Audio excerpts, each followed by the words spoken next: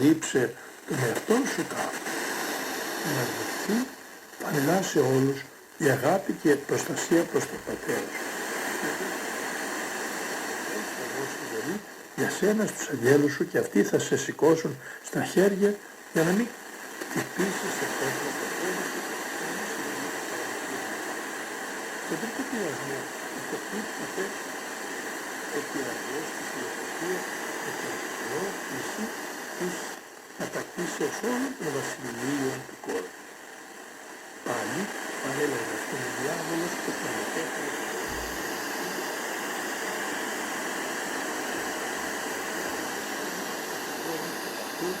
και τη μεγαλοπρέπεια των πολιτών και το πλήθος των κατοίκων τους και όλη τη δόξα του Θεού.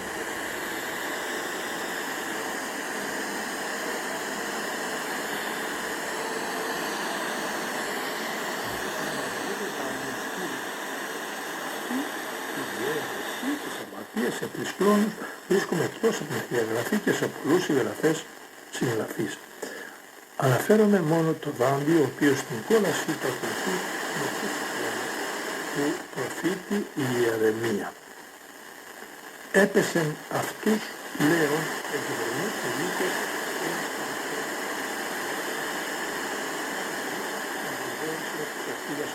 δηλαδή λέοντας από τον δρυμό τους χτύπησε και δίκος μέχρι το σπιτόν του Χριστού.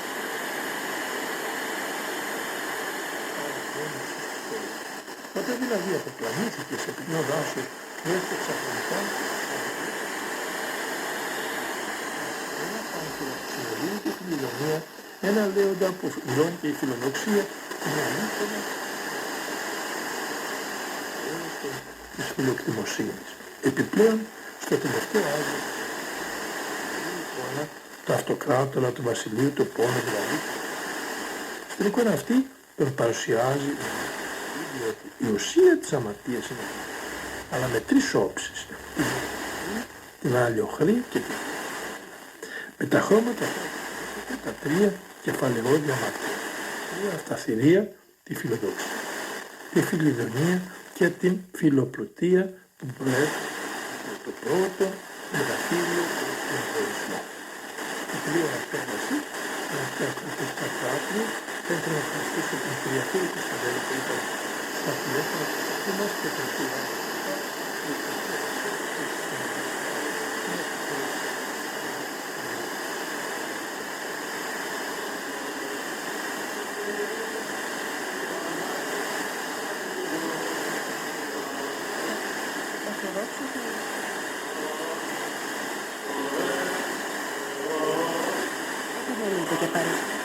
Όποτε ο Λαμβάς,